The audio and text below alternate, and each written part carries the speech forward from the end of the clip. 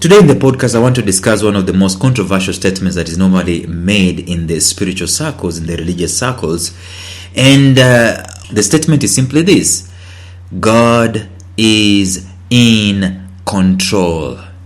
That statement is, I'm telling you, in fact, in one of my books, there's a book I wrote called Turn Your Setbacks into Major Comebacks. I said this, and I've also quoted this in the previous episode, that this statement, God is in control, has created more atheists than it has comforted believers.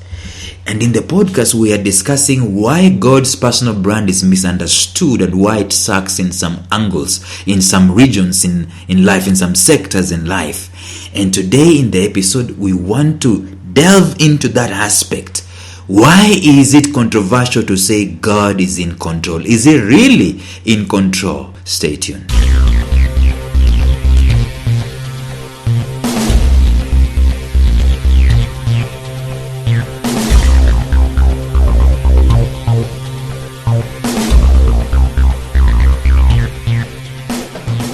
Welcome to the Life Signatures podcast with Lawrence Namale.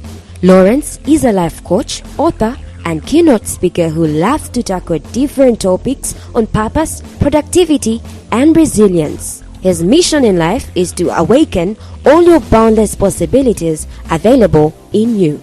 Life Signatures podcast is dedicated to bring to reality every single person who knows that deep down in their gut, there's got to be more to life than this. And now, here is your host, Lawrence Namale.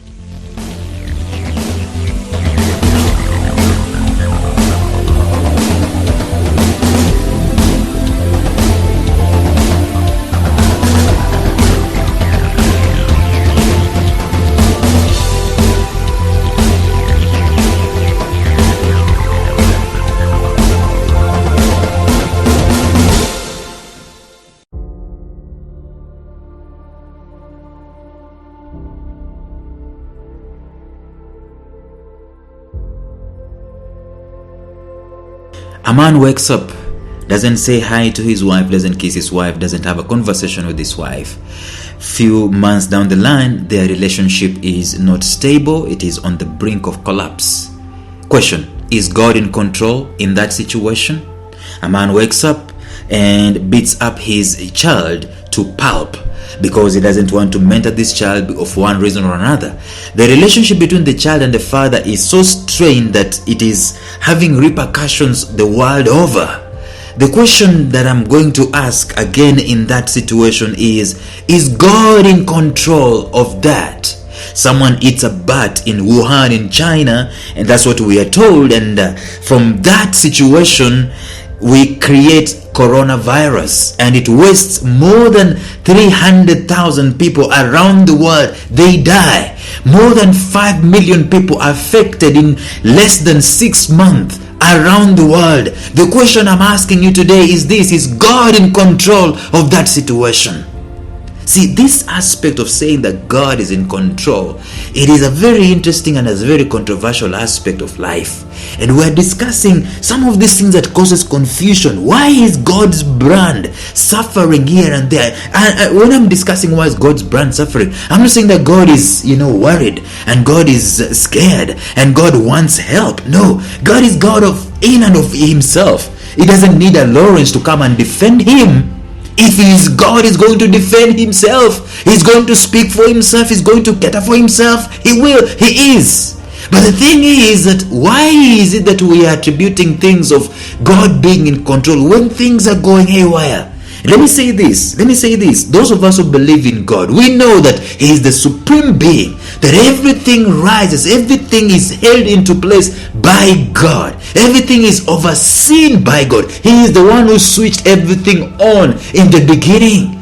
That's him. He is the one who is the ultimate authority at the end of the day of all these things, the universe, the earth, the moon, the sun, the stars, the human beings. Every single thing is attributed at the end of the day to the authority of God.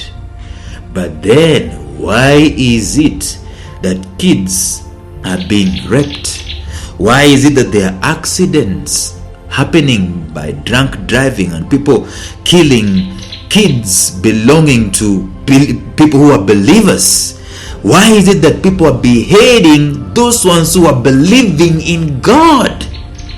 Is God in control in those situations and in those scenarios? So we've been discussing in the episode, some of the reasons as to why I believe God's brand, if you will, God's personal brand, if you will, is taking a tumble, is suffering. People are confused. They will not tell you openly that, me, I'm doubting this God thing. They will not tell you. They are confused because of two things. One, there is the promise about God. There's this weird promise people normally make. Come to Jesus and everything is going to be fine. And then you go to Jesus, you believe in Jesus and so on and so forth. And then you wonder, few months down the line, how come I believed in this Jesus guy, but I'm still broke, I'm still poor, I'm still not that a good guy, I still have these feelings of lust inside of me. Things are not necessarily the way they were promised. So there is that aspect of the promise, and then there is the aspect of the delivery of the promise. Now this is where the interesting thing begins, because the brand has those two things. We are told about what God can do, what God will do, what God promises to do, and then there is the discrepancy between the promise and the reality on the ground. And then there's this justifications, and once we justify, and then when we fail to justify, what do? We get confused at the back of our minds. So I'm trying to delve into these things and explain to you why I think there is a discrepancy between God's promise and God's results on the ground.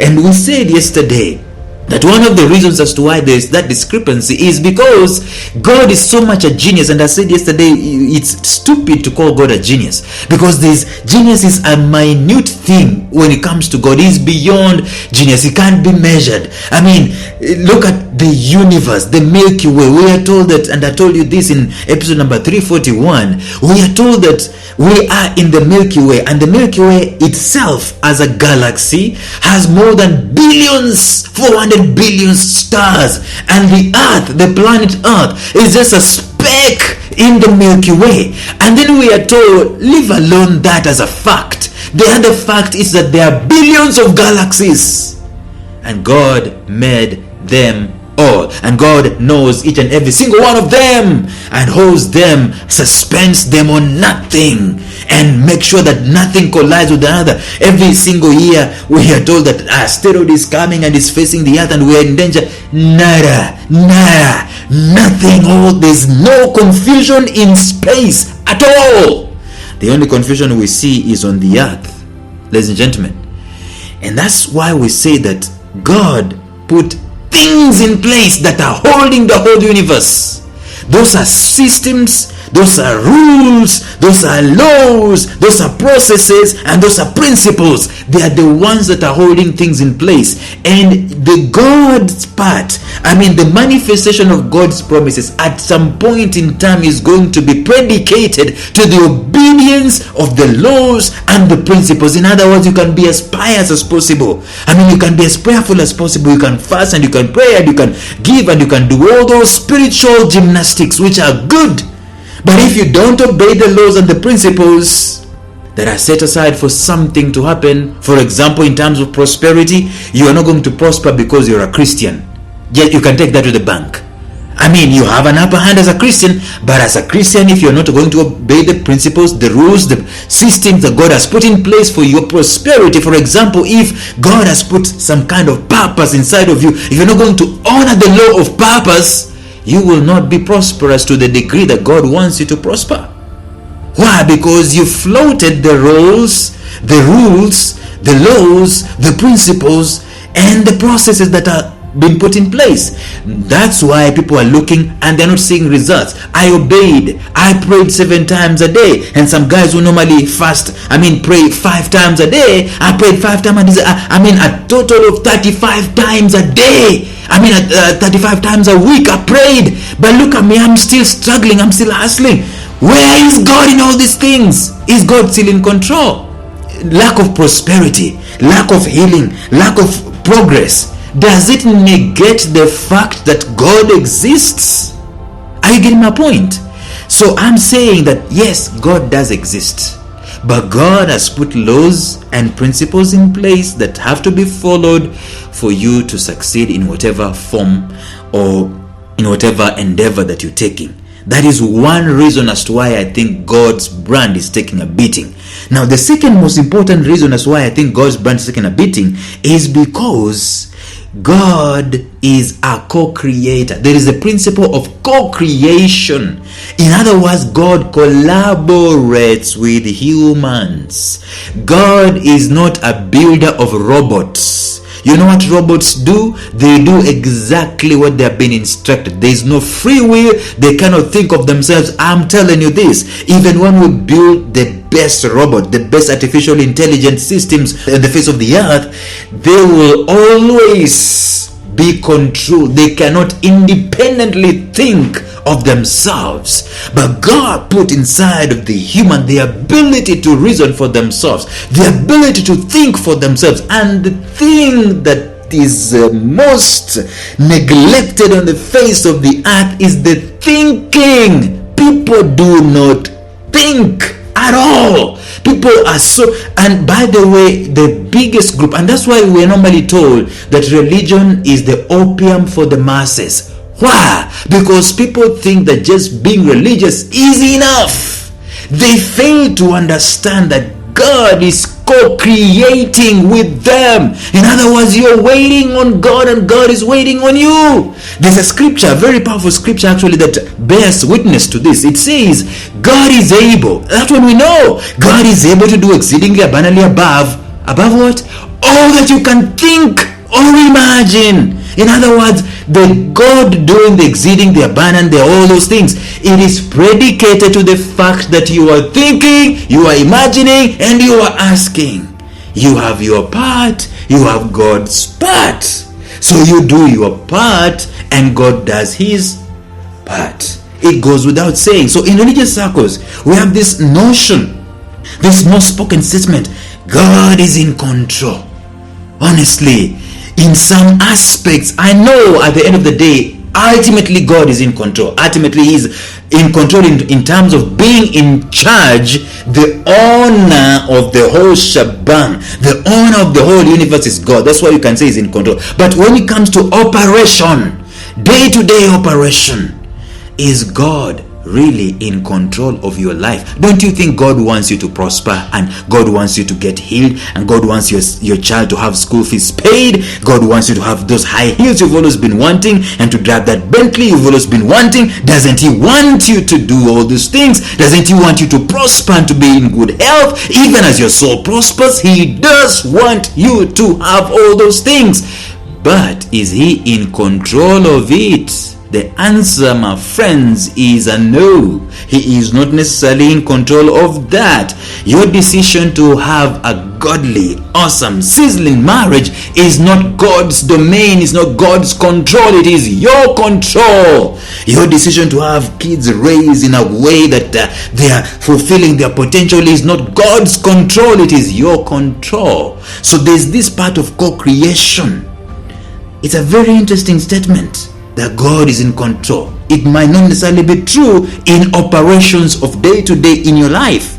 I mean, you can yield. The Bible says submit your ways to God, which means you already have some ways that you're doing, some things that you're doing, your part, and you submit to God and He directs your path. He directs your path. That means that He shows you how best to do it, gives you this open door and that open door, but He cannot do unless you've applied yourself to it.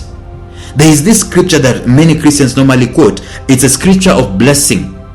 It's found in Deuteronomy 28. It says, I'll bless you in the city, I'll bless you in the country, I'll bless the fruit of your womb, I'll bless you coming in, I'll bless you going out. It says you will not have, your livestock will not cast their young, they will not miscarry, and so on. They say the enemy will come against you in one way, they will flee in 7 different ways, and so on and so forth. God will bless you. And you realize that in the blessing there is a lot of work. The guy who has been blessed with 9,000 camels, they have to have a place where they can feed those camels on a single daily basis.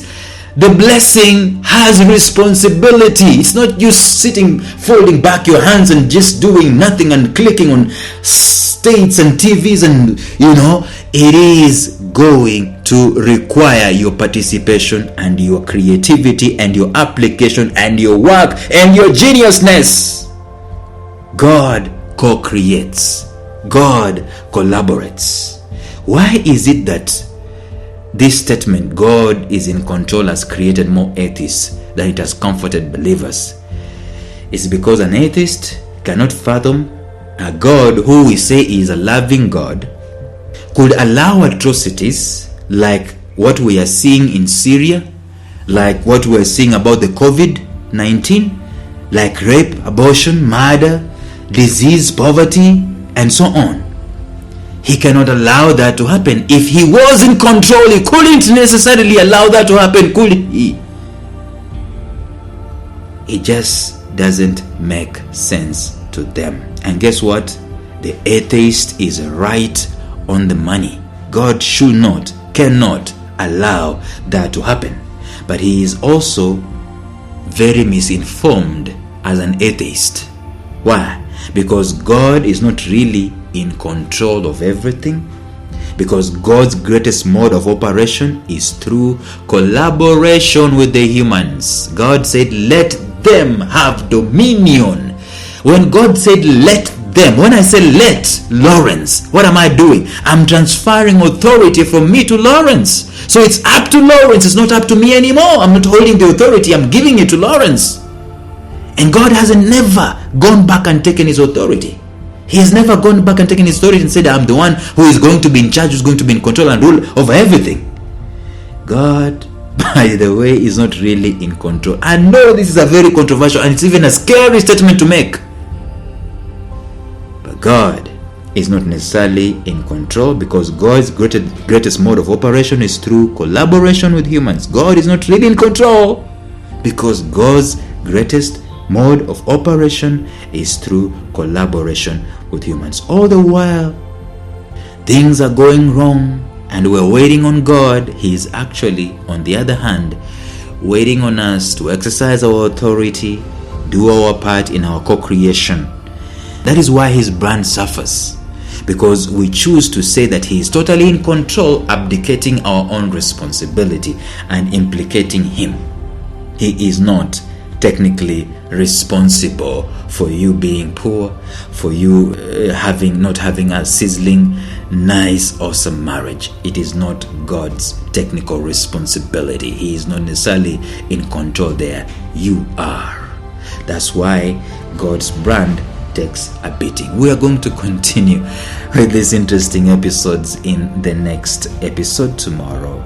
Until then, get in charge. Bye-bye.